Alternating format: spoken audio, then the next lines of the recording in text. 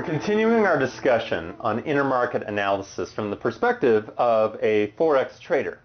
Well, one of these intermarkets, if you will, that we want to use to be able to time trades, evaluate risk and opportunity is bond yields or note yields. And I have found, however, there's a general rule. Most market participants, most retail traders, investors, they don't understand how notes work. They don't understand why this would matter to a Forex trader. They don't understand how it relates to the rest of the capital markets. It's pretty easy to understand once it's been explained to you. So we're going to take this in a couple of chunks. This chunk we're going to talk about today is what do these look like? What is this instrument?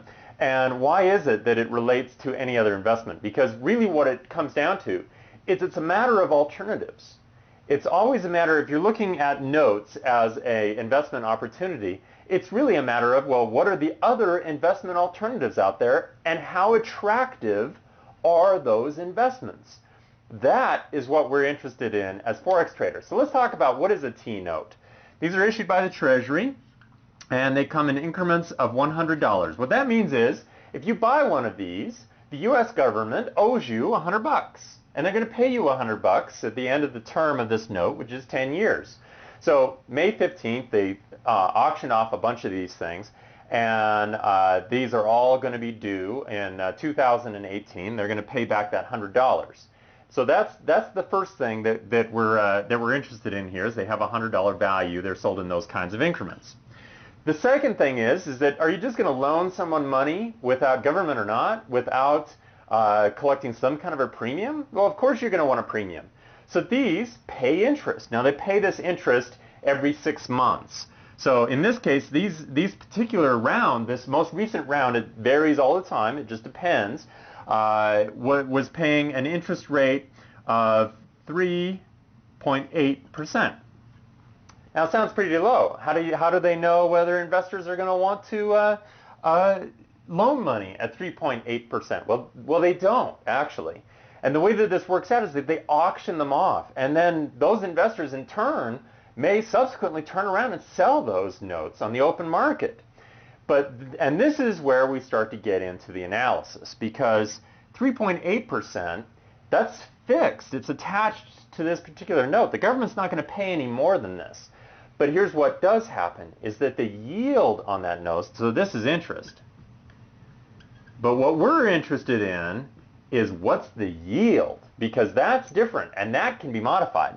So for example, the actual yield on that particular auction came in at 3.9%. So if your debt is going to pay 3.8%, but you want 3.9%, well, what can you do to make up the difference? You lower the price of the note. So although the note is still worth $100, you're still going to get $100 in 10 years. You only had to pay $99.50 for that note, and that makes up the difference. So that takes that to a yield of that. Now let's say you did this. You bought these notes. The government now owes you $100, and it's going to be making these payments to you, so you know what your guaranteed rate is, and you know what you paid for them. But now all of a sudden you're looking around and you see these investment alternatives, and you see that the stock market is looking pretty good. It's in a bull correction here. We've got a rally recently. Things are looking pretty juicy because stocks typically return much more than bonds or notes because they're riskier assets. There's no guarantee of anything. Here you at least have something of a guarantee, or mostly a guarantee. It's the closest you can get to a risk-free return. However, the problem is that now you want to free up this capital. You want to get this $100 free and clear, and you want to put it in the stock market because that's paying a much better return. But is anybody going to be willing to pay what you paid, $99.50? Are they going to be willing to tie up their money? Because at the time that you bought this looked pretty good because the market was looking pretty sour. The stock market was. But now the stock market's looking pretty good, so you're going to have to compete with the stock market. So how do you do that? Well, you sell this debt obligation, so you're currently owed $100. You sell it to someone else for even less. So let's say, for example, you sell it to someone for $98. So you took a little bit of a discount, you lost some money. But what does this mean? What this actually meant is in order for you to compete with other investment alternatives, you had to lower the price of what you bought. So you bought this asset, You got it for a little bit of a deal originally, and then you're having to offer your buyer even a better deal because investment alternatives like the stock market are looking too good. Well, what that basically did is that pushed the bond yield. So for example, today, the bond yield is up around here. So the bond yield has been pushed up because the bond sellers are having to compete with more attractive alternatives.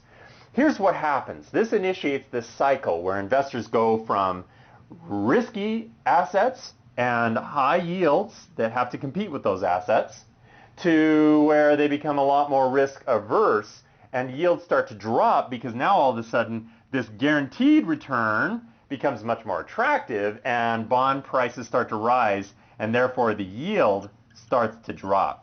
Now, how do we find that yield? How do we track that yield on a daily basis, even an intraday basis? What if there's an announcement today? Can we see what's going on with the yield? How attractive this alternative but guaranteed investment is versus not guaranteed but much higher yielding investments are. So what happens is we watch investors oscillate between, yeah, we want bonds, to no, we want to get rid of them, we're trying to dump them on a sale price, we're driving yields up. As we watch this cycle, we can draw conclusions about, well, what do investors think about the risk environment out there? Now, why would we care? Because we care that's going to affect the flow of capital. The flow of capital is going to affect interest rate or exchange rates such as the franc, the yen, even very high yielding currencies such as the Aussie or the New Zealand dollar right now are offering very high yields. As these things shift, as higher yields become available in risk-free assets, it's going to steal capital flow from those other currencies into things like the dollar, for example, to buy these kinds of investments. So it's this cycle that we watch going back and forth, and how we watch it on a daily basis, even an intraday basis, to find opportunities in the Forex is actually the subject that we're going to get to next in the next video.